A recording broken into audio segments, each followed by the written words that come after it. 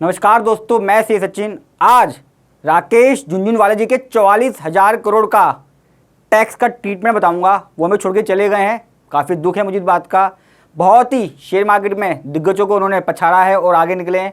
और शायद बहुत कम लोग जानते हैं कि बाय प्रोफेशन वो चार्टर्ड अकाउंटेंट हैं। तो एज चार्टर्ड अकाउंटेंट मैं समझ सकता हूँ कि जब कोई बड़े ऊंचाइयों पहुँचता है तो कितना अच्छा लगता है। वो नॉलेज जो सीए के पास होती है उसका यूज़ उन्होंने शेयर मार्केट में करा। यहाँ क्वेश्चन दोस्तों ये आता है कि जब कोई व्यक्ति चला जाता है, 44,000 करोड़ की संपत्ति थी मोटा मोटा उनके पास, और जिसमें से 26,000 करोड़ के तो शेयर मार्केट में उनका इन्वेस्टमेंट है। तो क्या होता है जब कोई व्यक्ति चला जाता है, उसके इतने बड़े एम्पायर का क्या किया जाता है, फैमिली के पास ट्रांसफ़र कैसे होता है, फैमिली मेंबर्स को किस किस के पास जाएगा, नॉमिनी कौन होगा, लीगल हेयर कौन होगा, और टैक्स कौन पे करेगा इन संपत्ति पे, और जो उनकी ITR है इस साल की वो कैसे भरी जाएगी। बड़ा इंपॉर्टेंट टॉपिक है। कई लोगों की डेथ हो जाती है, मेरे से पूछते हैं कि सर लीगल हेयर कोई और था, नॉमिनी कोई और था, नॉमिनी पैसा ले गया, अब पैसा मिलेगा किसको। आज आपको बहुत सारे सवालों के जवाब मिलेंगे, तो वीडियो को आखिरी तक जरूर देखिएगा ताकि लोगों को हेल्प मिल जाए और यूजफुल लगे तो इसको आगे फॉरवर्ड कीजिएगा। क्वेश्चन आता है ऑनर कौन होगा। अब 5.5 बिलियन की उनकी नेटवर्थ है। अगर आप सब कुछ बेच दें तो इतना पैसा आ जाएगा, कितना, 44,000 करोड़। हो सकता है वीडियो बनाते बनाते अपलोड करते करते ये 50,000 करोड़ भी हो गई है, कोई बड़ी बात नहीं है। जिसमें से 26,000 करोड़ के सिर्फ शेयर्स हैं उनके पास। अब दोस्तों जब किसी की डेथ हो जाती है तो क्या होता है, उसकी प्रॉपर्टी ट्रांसफ़र होती है उसके लीगल हेयर में। अब मैं आपको बताता हूँ क्या सिस्टम है। उनकी एक वाइफ है, जो मेरी नॉलेज में, जो मैंने नेट से निकाला, हो सकता है फ़र्क आया हो, लेकिन लीगली पॉइंट समझाना चाह रहा हूँ मैं। एक उनकी डॉटर है, 2 बेटे हैं और इस समय मदर है जो अलाइव हैं। ये 5 मेंबर हैं, 1 2 3 4 5 मेंबर इस समय हैं फैमिली मेंबर।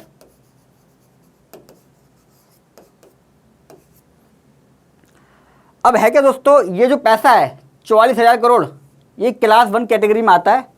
जब हम हिंदू होते हैं तो हम बोलते हैं HUF एक्ट के तहत, हिंदू अनडिवाइडेड फैमिली के तहत ये पैसा इन सब में 1 2 3 4 और 5 लोगों में इक्वल बटेगा। मैं लीगली पोजीशन बात कर रहा हूँ दोस्तों।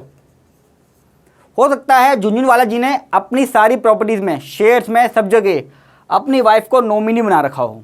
यानी कि नॉमिनी का मतलब होता है जो कागजी कार्रवाई कर सके, जो मेरा ट्रस्टी बन के काम करे। लेकिन ये पैसा जो 44,000 करोड़ है कभी भी वाइफ का लीगली नहीं है, लीगली इन 5 का बराबर है। बड़ा इंपॉर्टेंट पॉइंट और भी है। हालांकि झुनझुनवाला जी के फादर नहीं है, लेकिन फादर क्लास 1 की पहली कैटेगरी में भी नहीं आते हैं, वो अगली कैटेगरी में आएंगे।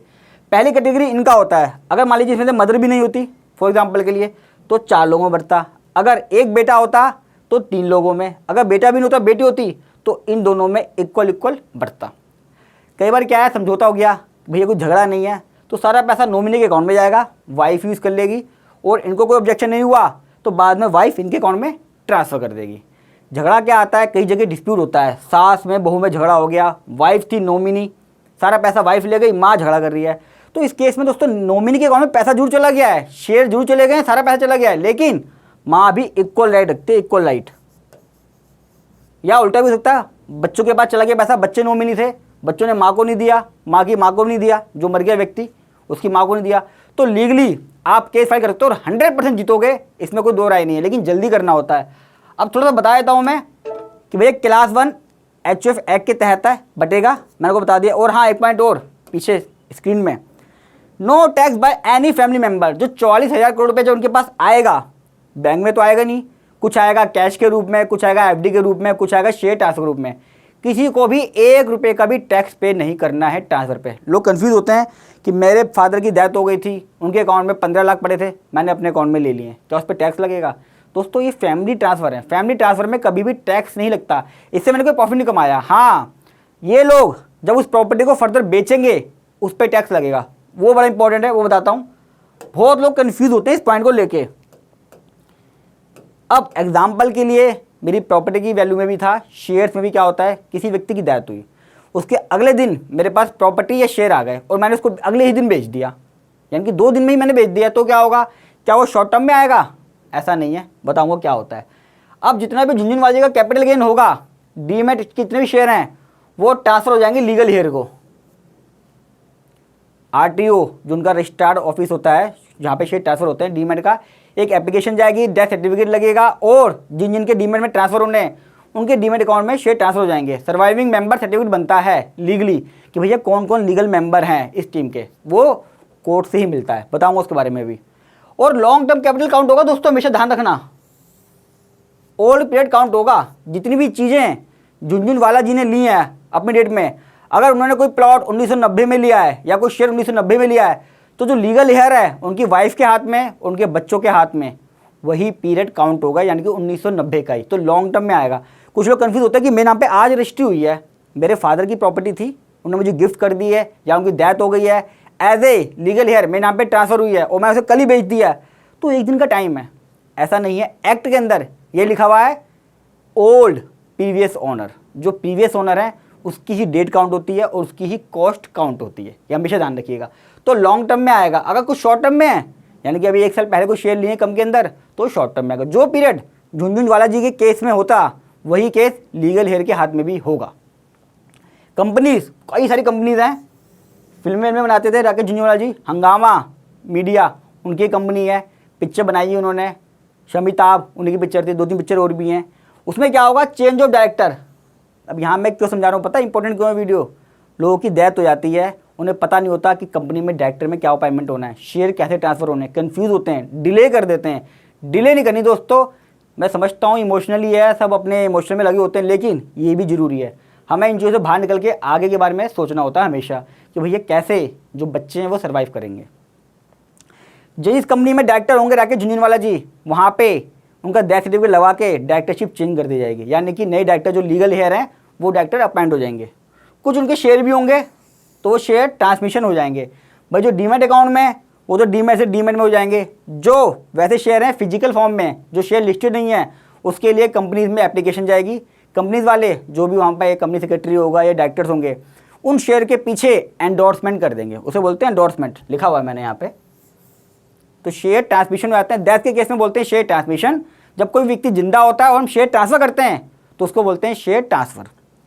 कुछ और प्रॉपर्टीज़ भी होंगी दोस्तों, उसकी लैंड है, प्रॉपर्टीज़ हैं, या मतलब लैंड वैंड रेसिडेंशियल बंगले वंगले सब, उसके लिए सर्वाइविंग मेंबर का सर्टिफिकेट बनता है, यानी कि कौन कौन उनका लीगल हेयर है।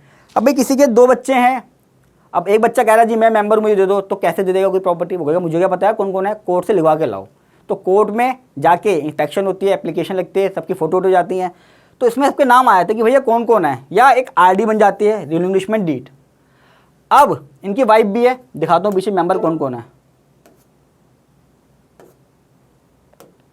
अभी ये मेंबर हैं, अब कुछ झगड़ा तो इनमें है नहीं, प्यार मोहब्बत है, तो भैया लेकिन जो प्रॉपर्टी ट्रांसफर करने वाला है वो बोलेगा कायदे से ये सारे ऑनर हैं, और आप चाहते हो कि सिर्फ वाइफ के नाम पे सब कुछ ट्रांसफ़र हो जाए, तो इनको अपना राइट रिलिंग्विशमेंट करना पड़ेगा, यानी कि अपना राइट ख़त्म करना पड़ेगा। ये सब एक डीड बन जाएगी कि भैया डॉटर बोलेगी मेरा कोई राइट नहीं लेना है प्रॉपर्टी में, ये भी लिख के देंगे दोनों बेटे, मदर भी, और प्रॉपर्टी पूरा इसके नाम पर हो जाएगी, लिखवाना पड़ेगा। इसीलिए कह रहा हूँ कि सारे ऑनर हैं। इस बात से पता चलता है जब कभी भी प्रॉपर्टी डेथ के केस में ट्रांसफ़र होगी तो सबको लिख के देंगे कि भैया मेरा कोई इसमें राइट नहीं है, मैं अपना राइट रिलिंग्विशमेंट कर रही हूँ। रिलिंग्विशमेंट मतलब ख़त्म कर देना, अपने अधिकार को ख़त्म कर देना, तो मदर के नाम पर आ जाएगा। इस तरीके से राकेश झुनझुनवाला जी की 44,000 करोड़ की संपत्ति का बंटवारा होगा, टैक्स लगेगा जो आगे करेंगे। अभी जो पैसा आएगा उस पर किसी तरह का कोई टैक्स नहीं है, क्योंकि ये फैमिली ट्रांसफ़र है। वीडियो का कंसेप्ट कैसे लगा दोस्तों, कमेंट बॉक्स में जरूर बताइएगा। कोई क्वेरी है वो भी मेरे से पूछ लीजिएगा, मैं ऑलमोस्ट सभी कमेंट का रिप्लाई करता हूँ डेली बेसिस पे। और फर्स्ट टाइम आ रहे हैं तो मेरे चैनल को सब्सक्राइब कर लीजिएगा, क्योंकि ऐसी इन्फॉर्मेटिव वीडियो जो प्रैक्टिकल बेस होती हैं हमेशा अपने चैनल पर डालता हूँ। और मैं लाइव भी आता हूँ हर महीने के पहली संडे को 12 बजे, जिसमें मैं आपके सारे सवालों का जवाब देता हूँ खुद, तो उसको जरूर ज्वाइन करिएगा। और दोस्तों जितना हो सके इसको शेयर कीजिएगा। बहुत सारे केस मेरे पास आते हैं जहाँ पे नॉमिनी वर्सेस लीगल हेयर की कन्फ्यूजन हमेशा रहती है। लोग सोचते हैं जिसका नाम लिखा हुआ है नॉमिनी वही असली मालिक है। असली मालिक वो नहीं दोस्तों, जो लॉ में लिखा है वो माना जाएगा। नॉमिनी सिर्फ एक तरह का पेपर वर्किंग के लिए होता है, ताकि जो पैसा है, एफडी है, शेयर्स हैं, वो आसानी से ट्रांसफ़र हो जाए किसी के नाम पे।